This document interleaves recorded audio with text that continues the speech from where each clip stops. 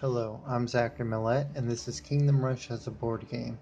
So when my team and I decided on making Kingdom Rush a board game, the first things we went over were the mechanics, also known as the roles. The archers, mages, and bombers would all do damage to enemies based upon the dice roll.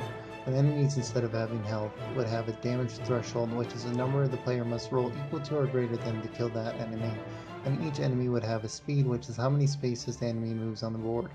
There would also be two bosses in the game, the Spider Queen and the Ogre. Each would have health, and the player would have to whittle down their health and kill them before they reach the end of the match, like here. So if the boss reaches the end of the match, the player loses all his health and automatically loses the game. Here are some more rules which you can pause and look at. And then we will move on to a close-up view of the board. As you can see, the black lines indicate the spaces on the board that the enemies will move on, the towers that will attack the enemies, and there is the Spider Queen. Here we have the different kinds of towers. Each has their own level, going from 1 to 3, and each level costs a different amount to buy, to upgrade, and each has its own damage per roll. There are some of the barracks, which we will go over later, and here's an example of Wave 1. Goblins, bandits, and brigands are on the board and will move one space at a time as their speed is 1. Once they are in range of the player's towers, the player will decide how to attack. Here, the player is deciding that the mage tower will attack a goblin, so he rolls a 6-sided dice. He rolls a 1, so the goblin is safe. Next, the player chooses the archer tower to attack a goblin. The player rolls the 4-sided dice, but once again, the goblin is safe. Having exhausted his attacks, the player now moves the enemies up one space as their speed is 1. It is recommended that along with the player there is a master who will keep track of enemies and will keep track of what items the player buys and what towers the player purchases. Here the player chooses the mage to attack the bandit.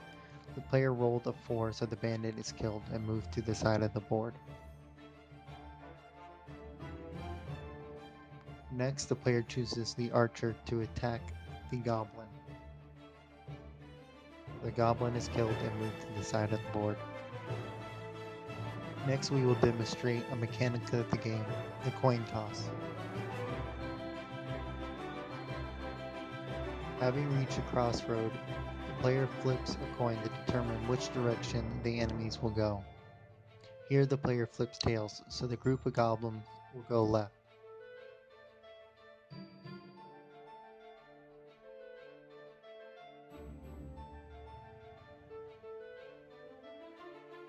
Here is Wave 2, which demonstrates creature enemy types. Here on the right side, we have wolves, represented by the light blue. Wolves are unique units in the game as they move 3 spaces per turn.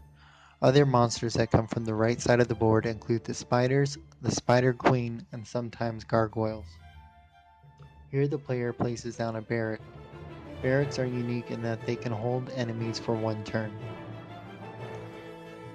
There are 3 soldiers per barrack, so they can hold 3 enemies at a time. Here is an example of the wolf being caught on a barrack, where it is held for 1 turn. The other wolves are free to move 3 spaces.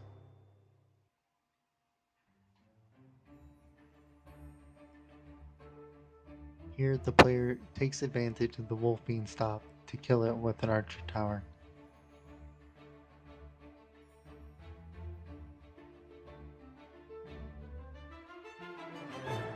Here is the boss wave.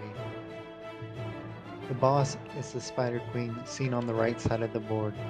The Spider Queen can only move 1 space at a time per turn, but once it has moved 2 spaces, it lays down spiderlings, which are baby spiders. These baby spiders can move 2 spaces per turn, but only have 1 health, so they are an automatic kill.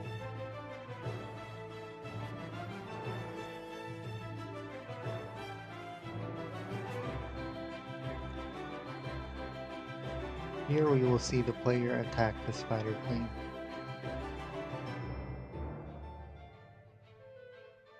Here Here, the player decides to use the mage to attack the Spider Queen. Depending on the role, the health will be subtracted from the Spider Queen, which is kept tabs on by the master.